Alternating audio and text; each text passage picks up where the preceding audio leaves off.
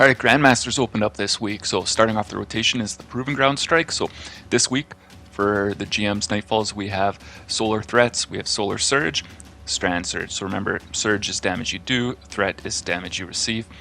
They're all increased, those three.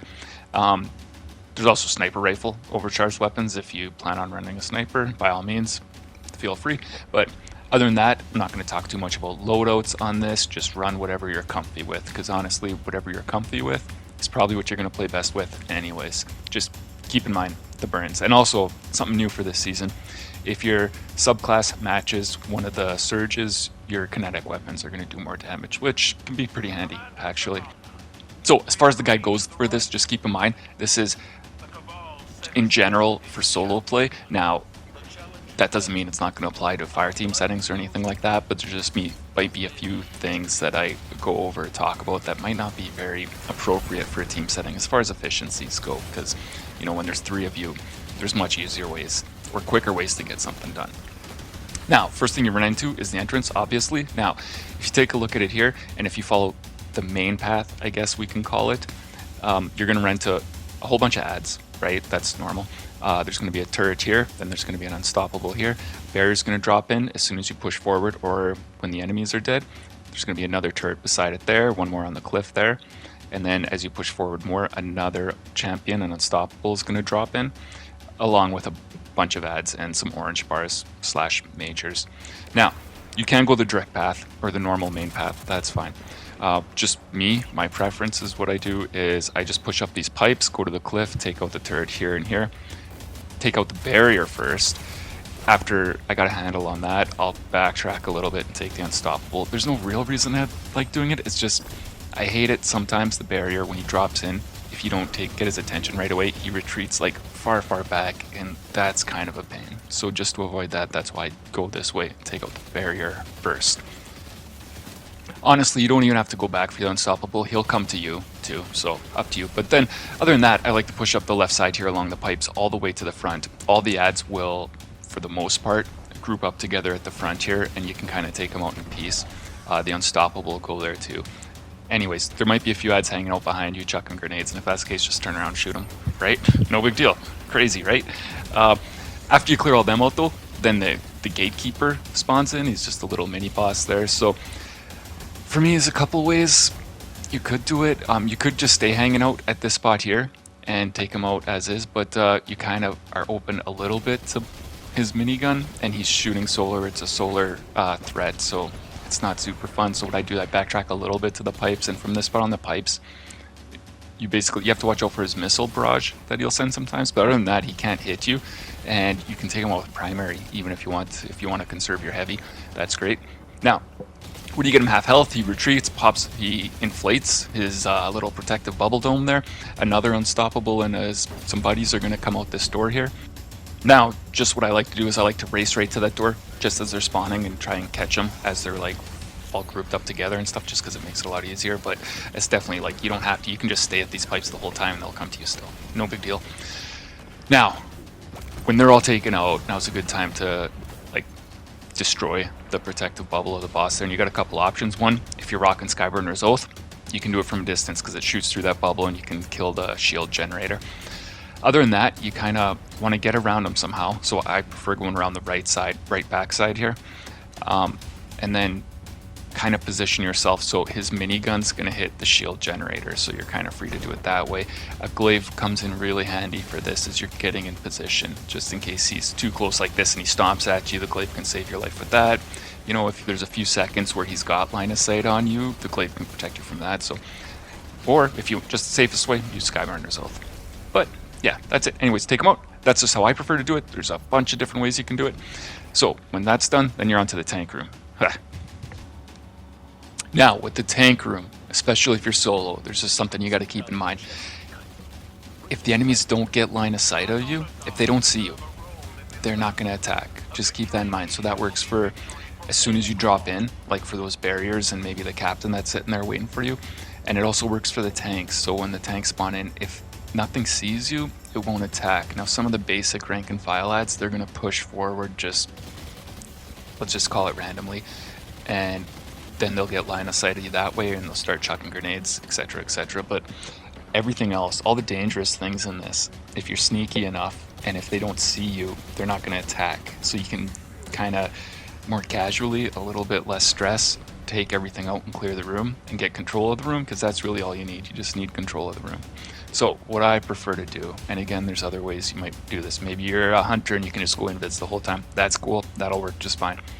Or but maybe you're a Titan or Warlock and you just don't have that option. But you can still be sneaky, even though you're not a hunter. Now,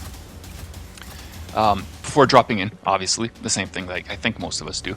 Kill all the adds around that you can see in the hole. Kill them. Then the first wave will spawn in, kind of the first checkpoint of the tank room, if we want to call it that. So it's going to be 3 interceptors, which are super dangerous. 2 barriers.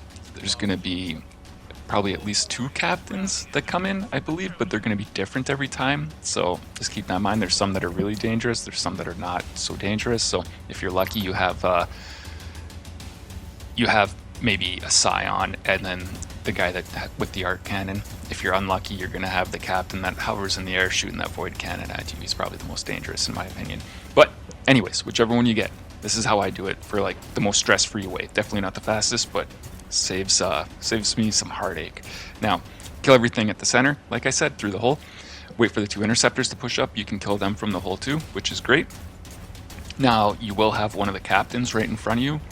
Depending on how many adds are left on the room, he'll be on the kind of the right side of the center walkway or the left side of the center walkway. Now, take him out however you can. So if you have like say Skyburner's Oath, you can shoot his toes until he's dead. And I definitely recommend doing that. If you don't have Skyburner's Oath, here for example, I'm using Strand. I have Osteo. Like I don't really get him. I could still shoot his toes, but it's gonna take me forever. But a couple melee needle attacks, and and I can kill him that way. Now, when you drop in, if you drop in right here so that the cover is like instantly hiding you, everything's peaceful. So if any of the rank and file guys see you, they're going to chuck grenades at you. But if the snipers don't see you and the barriers don't see you, they're not going to attack. And if you're cautious enough, you can kind of peek out and maybe take out the sniper on the right, for example, peek out, take out the sniper on the left. After you have the 2 snipers gone, then it's like this room is much, much safer for the first half, and you can run and hide behind some bigger cover and then take out the barriers as you please. So just keep in mind, patience, I think, for me, patience is the most important thing for this room. Now, clear everything out. You'll hear that sound and you'll hear some dogs barking after a little while there. So as soon as you hear that, just kind of take a break around some cover, kill the dogs as they run up to you, and then clear everything else out. What I like to do, or what I prefer to do, is I leave that interceptor at the back in most scenarios. And then I just use him as like my anchor to trigger the next phase, right? So kill him last when I'm ready to take on the tanks. Now, otherwise, maybe there's a captain, like in this case, there's a Scion right here. So I kill him and then that triggers the next phase. But as long as you leave an anchor so that you can do it in peace when you're ready, you don't want to spawn those tanks in if you're not ready. Now, for me personally, what I think works best, same thing as before, I'm not going to let anything see me. When this next wave comes in, like the tanks and all that, if they don't see me, they're not going to start shooting. And you all know how tough the tanks can be, because the splash damage, even when you're hiding behind cover, splash damage is going to get you half the time. Now, here's the room here. You have a couple options on where you can hide and not be seen by the tank. So I prefer this back right side here. Just, I feel like I have a bit more peace from the ads and it's a little bit less chaotic. But there's another area which I think works just great as well, which is the front left behind the cover here. Just this side, you got to be ready, because ads are going to spawn out this door right beside you, which can make it a little bit hectic. But either way works. Either way you can stay out of line of sight from the tanks and prevent them from shooting or even noticing you at all. Now, same thing goes with the barriers. If they don't see you this time, they're not going to shoot. There's going to be 2 more barriers that spawn in with the tanks. And take stuff out in peace. So again, the snipers, I usually like to try to take the snipers out first. Any ads that push forward, and get line of sight on me, I'll try and take them out, all from within cover. And just taking my time when I feel it's safe, I'll kind of push forward and let my presence be known to the tanks, so to speak. So if you're lucky, you can take out one of the barriers without being seen by the tanks, which if you're lucky, definitely try and do that first, because it'll make it much easier. But at some point, you're going to have to get seen by the tanks. So now, for the tanks, there's still more ads on the way. But it depends on the tanks now. So when you kill one tank, ads are going to spawn in. When you kill the other tank, more ads are going to spawn in. Now, if you kill the tanks together at the same time, all the ads are going to retreat to the far back of the room. So if you stay at the front of the room where you dropped in and then tanks are gone, all the other ads that are going to spawn in are going to go far away. Like, none of them are really going to push forward and attack you, which makes it, again, more simple. But if you kill one tank and the other tank's still alive, they're not going to push forward. So there's going to be 2 more barriers that spawn when you kill the tanks. They're going to come towards you, all that stuff. So just to do it a bit more peacefully, try and take health away from both tanks at the same time until they're both almost dead, and then right at the last second, see if you can kind of kill them relatively at the same time, and you'll find it much easier because all the ads will retreat. Okay, I think I should recap this a bit because there's a lot going on in this tank room and a lot coming at you pretty fast, and it's a little bit hectic. So to start with, 3 interceptors, 2 barriers. After you kill all them and all the ads and everything, then there's going to be 2 more barriers, the 2 tanks. All right, and then after you kill all that, there's going to be 2 more barriers, you know, and plus there's some captains mixed in there too, all along the way. So a lot of things going on here. It's a big room. Back when this first came out, man, was this a struggle, this room, until like all of us figured it out. Now, the route to the final arena is super straightforward. Obviously, watch out for rocks. Rocks are super dangerous. Probably the most dangerous part until you get to the boss room are flying rocks. They're going to hit you out of nowhere and kill you. That's the worst. The worst, because it's like you can't even see them coming. So definitely don't hang out where there's rocks any more than you have to.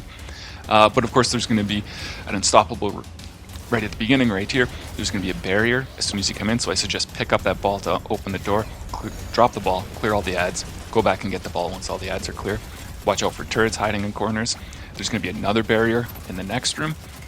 Clear all that stuff out. Just keep in mind, as soon as you kill this captain, even if the barrier and the other ads are still there, you're going to hear some guys growling behind you, because killing this captain in this last section is going to spawn the ads in the center room again. So just keep that in mind.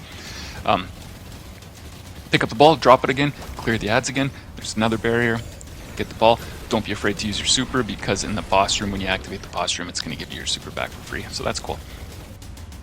Now, the boss room, not so terrible, right? So once you know the mechanics and how everything works, it's way easier than the tank room, for sure, is my opinion anyways. Now, as soon as you activate it here, he's going to spawn in, he's going to release his ball. So what I like to do is I activate it and I run to the oven. The oven, by the way, is this little back tunnel here that gets hot sometimes, like an oven. So activate it, I run here. All the balls that he spawned in are going to attract me, but they're going to hit the walls. They're not going to follow me into the oven unless I'm like super slow and unlucky. But how it's broken up is here. If we look here, he's going to spawn in. There's going to be a group of ads, not a lot of ads, you know, just some basic ads. And then you're going to damage him to this point. Once you get to this point, he goes immune. 2 unstoppables spawn in from each one of the doors here and here. Now, after you take out those unstoppables, you got to bust his bubble. Again, same thing as before. If you have Skyburner's Oath, that's perfect. No problem. You can do this totally casually. If you don't have Skyburner's Oath, probably to pop this bubble, the best way I found, or the most consistent way I found, is I kind of hang out here. I'll run around in a circle and he'll kind of be following me. And because I'm lower than him, he can't really hit me. I get to this point here and I position myself with this pillar in between me and him. So he's shooting the pillar, you know, and then I got a few seconds to shoot a shield generator. When I get scared, I run out and reset and do another circle. And I just keep on doing these circles till the generator's down. Still, even though in theory it sounds great, if you're scared, if you don't want to be scared, use Skyburner's Oath. Skyburner's Oath equals not being scared, because it makes it so much easier.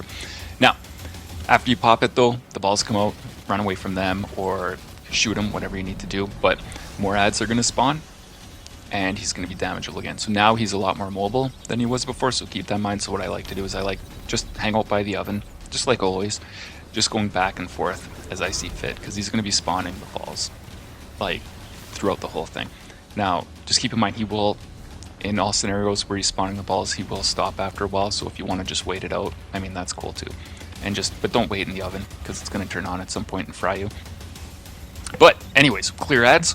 When you're done clearing ads, or when they're not a danger anymore, do damage to the boss. Now, for me, just personally, what I prefer to do for myself is right before I trigger his immunity phase, I get positioned back here, kind of at the entrance to the arena.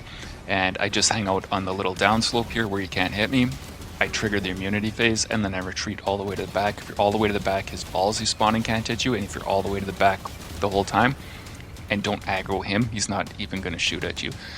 Now, 2 more unstoppables coming, and just keep in mind these ones are glitchy. They're glitchy, so they will magically, most of the time I find, magically appear right beside you, so you have to be on the lookout for them. So if you have a super, a well, for example, anything like that, just have that handy to like pop at a second's notice, because one could literally like spawn behind you. Okay, so be careful, watch out for that. Anyways, clear these 2 unstoppables while staying in the back. If you have to run away and push forward, then all of a sudden his floaty balls are going to get you, or he's going to start shooting his little void boomer cannon at you, and it's going to hurt. So the ideal situation is you take out both these unstoppables from way back here, far away from him. Once they're done, you gotta pop his bubble again. Again, if you have Skyburner's Oath, cool, no problem, you can shoot it right from the back here, not a big deal. If you don't, best bet for me, anyways, for this situation is first, I wait for him to stop spawning the floaty balls, right? So I'll just sit at the back, wait till it's done. It honestly, it doesn't take that long. It's either 7 waves or 13 waves, I don't remember, but not a big deal. After that's done, I'll kind of run up to him, but I'll try and keep like obstacles in between me and him just so he can't see me yet, because the less he shoots at me, the safer I am. I get to the side of the tunnel here. I'll hop up, get his attention, bring him over to that side. Once he's at that side, I just run like a little sneak to the other side, jump up, shoot the thing a little bit. As soon as he notices me or starts to turn around, I'll run back and just kind of repeat that, going back and forth this circle, running along the bottom to the opposite side of where he's currently hanging out with, and just shoot it like a little bit. You know, you only have a few seconds for the most part, and then bust his shield that way. As soon as his shield's bust, again, run to the oven, because he's gonna again start spawning those floaty balls, and they do solar damage. It's solar burn this week, or sorry, solar threat. So, and I just run back and forth from the oven. Don't forget, more ads are gonna spawn when this happens too, so be on the lookout for them. Get control of the situation. Once you have the control of the situation, like you're home free basically. Just rotate back and forth each side of the oven, just doing damage to him until he's dead. Right? That's it. That's it. So not so bad.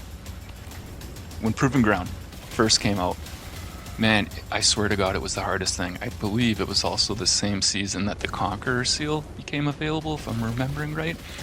And I remember struggling so hard on this, and there wasn't like a single time where we didn't have to use like Ursa Furiosa and just every little trick we had in the book just to survive the tank room. So I'm not sure if it got easier or if just learning the mechanics just made that much of a difference, but I tell you, it's just crazy to see now where this was one of the hardest ones for me when it first came out, and now this season I think it's one of the easiest ones. Now don't get me wrong, this still took me a long time to do, especially doing Strand. I kind of messed around in the tank room when I did my solo run like way too long. I was a little too paranoid and just took my time a little bit too much. I probably could have been a lot more aggressive there, but that's the key to the tank room if you're doing it solo, especially when you're by yourself. Just be like crazy patient. Just wait for that one ad to push up just to help clear the room, especially when the tanks are out. I don't know. But hopefully this helped you. If you're new to Grandmasters, right, or Destiny maybe, I really hope this helped you out. If you're not new and you know all this stuff and you didn't really learn anything and you still sat here and watched the whole thing anyways, you're the best. Thank you very much. I really appreciate it. Anyways, that's it.